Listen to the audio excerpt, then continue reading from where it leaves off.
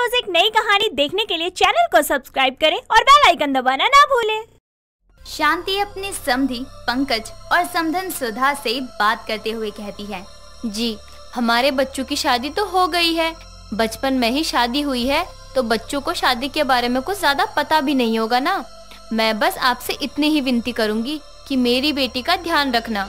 जी बहन जी, आपकी बेटी अब हमारे घर की बहू है और हमारे लिए बहू बेटी समान होती है, तो आप ये चिंता छोड़ दीजिए कि हम आपकी बेटी का अच्छे से ख्याल नहीं रखेंगे।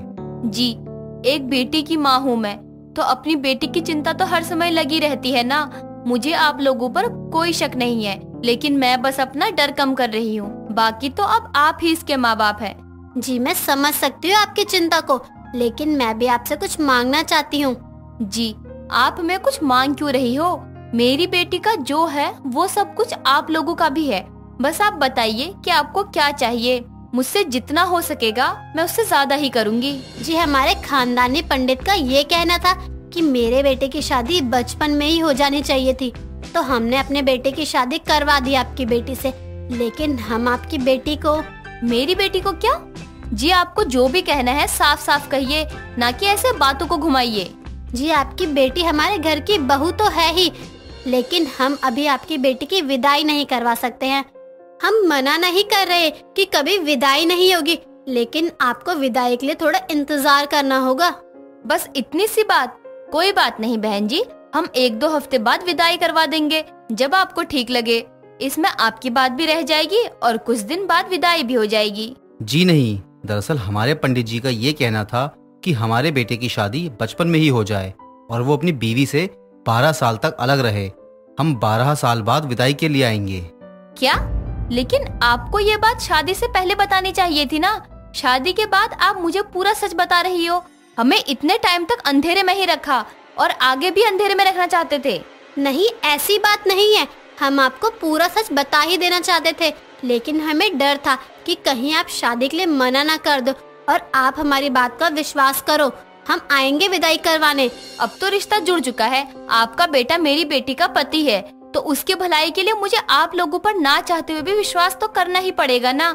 मैं अपनी बेटी की विदाई का इंतजार करूंगी। शांति अपनी बेटी के हाथों मजबूर हो जाती है और सुधा की बात मान लेती है। उसके बाद वो दोनों चले जाते हैं। शांति की बेटी पलक की शादी तो हो चुकी थी, लेकिन अब भी वो ऐसे ही रह रही थी कि जैसे वो कुंवारी ही हो। धीरे धीरे समय निकलता जा रहा था और पलक बड़ी हो रही थी।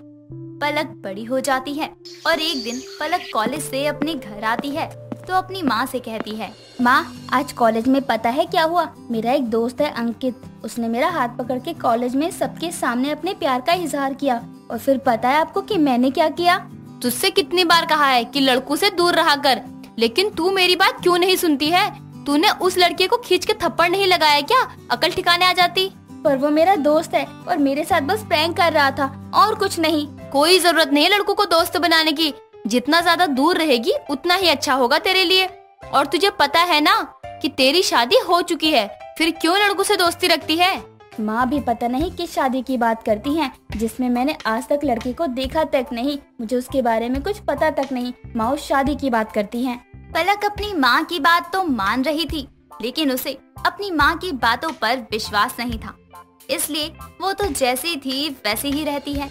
पलक का एक बहुत ही खास दोस्त था आशुतोष, जिसे पलक रोज मिलती थी, बातें भी किया करती थी और कहीं ना कहीं पलक के मन में आशुतोष के लिए प्यार भी था, लेकिन वो कभी कुछ बोलती नहीं है।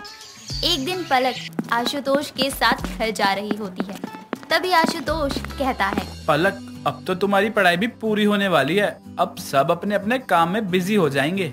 हाँ, और तब तो हमारा यूँ पहले की तरह मिलना जुलना भी कम हो जाएगा। मैं बहुत ज्यादा याद करूँगी तुम्हें, तुम तो भूल ही जाओगे ना मुझे। भला जिससे प्यार करते हैं हम उसे कैसे भूल सकते हैं? पलक मुझसे शादी करोगी तुम?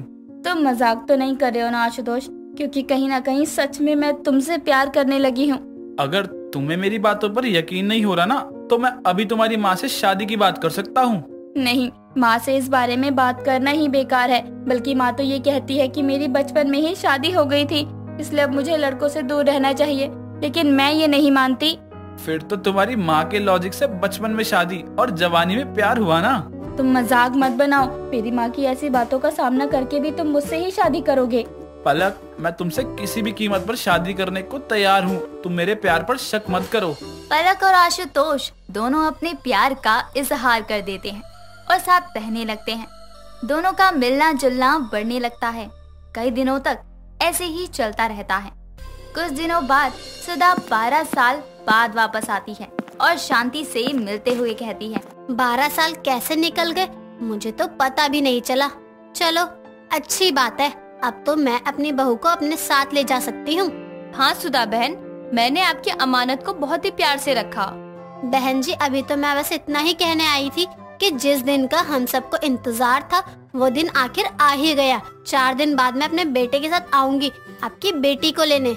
बहन जी आप आइए, बस मैं भी देखूं मेरा दामाद बड़ा होने के बाद कैसा लगता है। सुधा और शांति की आपस में पलक की विदाई को लेकर बात हो जाती है। कुछ दिनों बाद सुधा अपने बेटे हिमांशु के साथ शांति के घर आती है। शांति और सुधा बात कर रहे होते हैं, तभी पलक आती है। शांति पलक को हिमांशु से मिलवाते हुए कहती है, बेटा ये है हिमांशु, जिससे मैं तुम्हारी शादी की बात करती थी बचपन में। तुम्हारी शादी हिमांशु से हुई है और आज तुम्हारी विदाई होगी। अब तो तू इनके साथ ही रहेगी। माँ ये सब क्या बकवास है, बचपन की शादी को भला कोई शादी मानता है? मैं नहीं मानती ऐसी शादी को, और मैं किसी और से प्यार करती हूँ। हे भगवान, शांति बहन ये क्या है? बचपन में शादी और जवानी में प्यार, वो भी किसी पराये मर्द से? मैं जिससे प्यार करती हूँ वो कोई पराया मर्द नहीं है, मेरा होने वाला मर्द है। मैं उससे ही शादी करूँगी। पलक इतना बोलकर आशुतोष को फोन करके अपने घर बुला लेती है।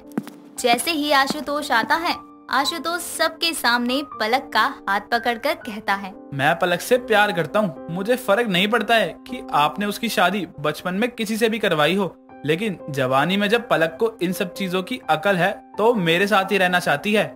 ये सब क्या है पलक? तू क्यों मेरे नाक कटवाने में लगी हुई है? मैंने तुझे पहले ही बताया था कि तेरी शादी बचपन में ही हो चुकी है, लेकिन ये सब पता होने के बाद भी तू ये कर रही है। आंटी जी बस करिए, आपने हमारी शादी तब करवाई जब हमें कुछ समझ में नहीं आता था, और आप ये क्या बोले जा रही हो? हम गलत कर रहे हैं। माँ, मैं भी किसी और से प्यार करता हूँ, और पलक की तरह मैं भी बचपन की शादी को नहीं मानता, इनकार करता हूँ इसे मानने से। मैं देखा, अब जिस शादी के दम पर हम दोनों से जोर जबरदस्ती कर रहे थे वही शादी हम नहीं मानते।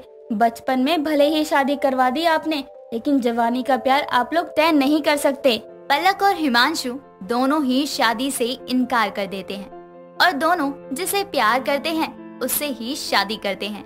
दोस्तों, अगर आपको ये कहानी पसंद आई तो इसे लाइक करें, शेयर करें और कमेंट करके बताएं कि कहानी में आपको सबसे अच्छा क्या लगा।